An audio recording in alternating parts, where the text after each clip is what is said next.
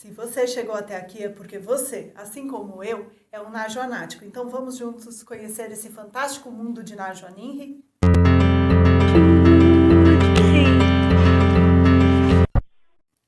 Toda vez que você toma uma decisão, uma parte de você toma uma decisão contrária. Essa é a frase de Ramon Salazar, o diretor do filme de hoje, 10.000 Noites em Nenhuma Parte, de 2013. A história de hoje fala de um menino que vai recuperar a sua infância e adolescência indo para Berlim e para Paris. Mas como aqui a protagonista sempre é a Nájua, a gente vai falar de uma mulher chamada Cláudia. Mi personaje es una mujer que tiene un optimismo fuera de lo común para tapar un agujero que tiene muy gordo, muy grande. Que vive em Berlim, com duas outras pessoas, Ana e Leon. E um belo dia, Ana está na rodoviária e vê um garoto. E aí ela começa a conversar com esse garoto, troca um lanche e tal, e ela leva ele para a casa dela. E aí ele começa a conhecer o que é esse mundo de um trisal, né? Pessoas que se amam, mas que vivem um amor não convencional.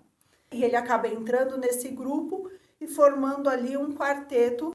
Ao longo dessa jornada, ele vai conhecendo um pouco da história de cada um deles. Por exemplo, Ana, ela foi para Berlim porque ela se apaixonou por um cara e quando chegou em Berlim, o cara deu um perdido nela. E ela ficou sem eira nem beira, encontrou Cláudia e foi viver com eles.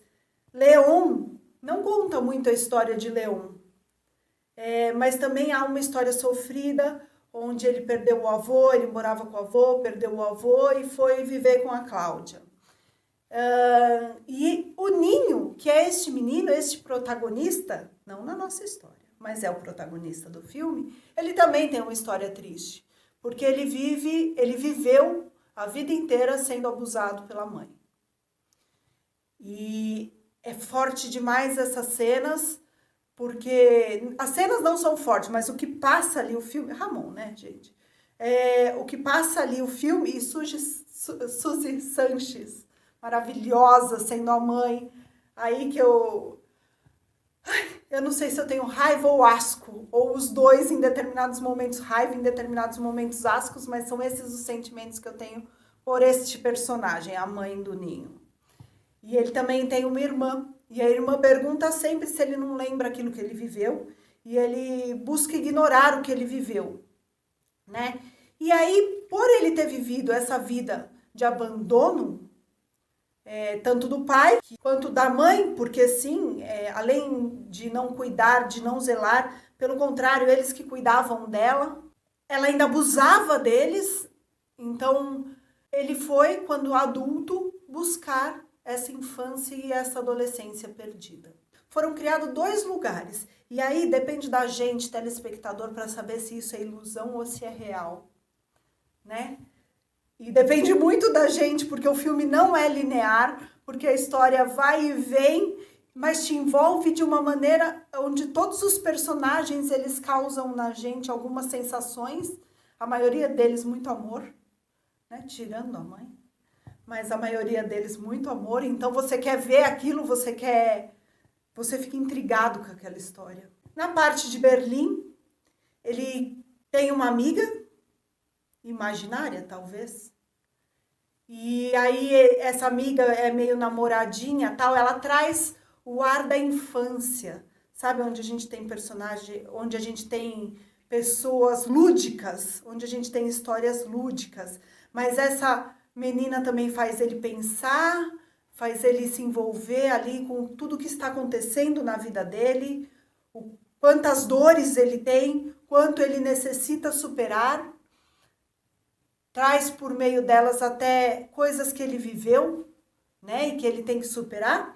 E temos a parte de Berlim, que é a parte da adolescência, que é a parte mais vida louca, mais sem regras, né? Sem regras tradicionais, vamos dizer assim, onde ele está numa turma que vive um poliamor, e aí ele vai conhecendo. Como eu falei para vocês, Cláudia era o centro dessa família, sempre tem um centro, né? E Cláudia era o centro dessa família, onde agregou Ana, agregou Leon, mas também tem sua história triste. Aliás, é redundante falar do quanto a Nájua é uma puta atriz. Mas vamos lá. Olha o monólogo dela, gente. É sensacional. Quantas vezes eu assisto, quantas vezes eu choro, né? Então, assim, Cláudia perdeu o marido e o filho num acidente de carro. Yo tuve fuga. Estuve casada, ¿sabes?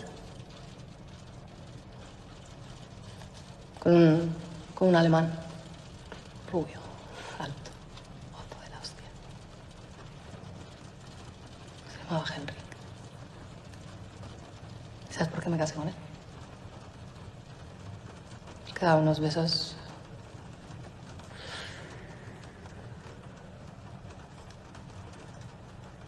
Cuando se marchó. Ay, me quedé. No sé si me hubiera llevado algo. Tuvimos un niño también, un pequeño, que se llamaba Milo.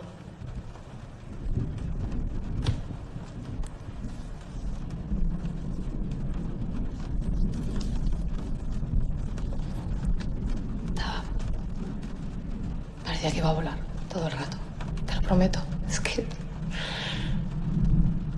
lo veíamos y parecía que iba a salir volando, se parecía mucho. Mucho. E depois disso, claro, a vida ficou sem sentido. E aí ela vai buscando sentido na vida que tem, agregando pessoas, trazendo amor, trazendo cor, porque ela é uma pintora e os quadros dela são maravilhosos e ela pinta realismo, inclusive vai pintar o ninho. E o filme vai se desenrolando nisso tudo e acaba que ele se joga ou para voar, ou para se matar, ou para voltar para Madrid. Ou ele mergulha, ou para se matar, ou para voltar para Madrid. E neste final, a mãe pede perdão por todo o caos que ela causou, porque ela causou um caos na vida desses filhos. E o filme termina com a Cláudia chorando, porque aí entra a Paula Medina, que nos contou que no original, porque o filme, galera, foi gravado de uma forma muito louca, muito foi improviso. Os atores, eles receberam um guion, um script, que tinha basicamente o que o personagem era, e um segredo de cada um. Quem contou isso pra gente foi a Paula. Um segredo de cada um que não podia contar para os outros. E aí, o que aconteceu? O segredo da Ana é que ela ia ficar grávida do Leon. E a Cláudia não sabia. Quando a Cláudia descobre isso, ela fica muito triste.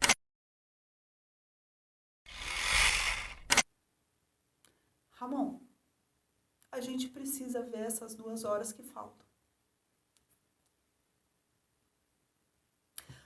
Ou eu posso te sugerir outra coisa também. De repente, assim, você tá passando pelo YouTube e percebe o meu vídeo lá, quem sabe, né? Que tal um 10 Minutos 2? Só com a galera de Berlim.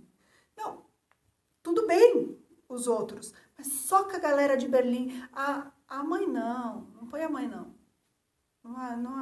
Não. Gente, é fantástica a atuação de todos ali. A gente quer levar para casa cada um deles.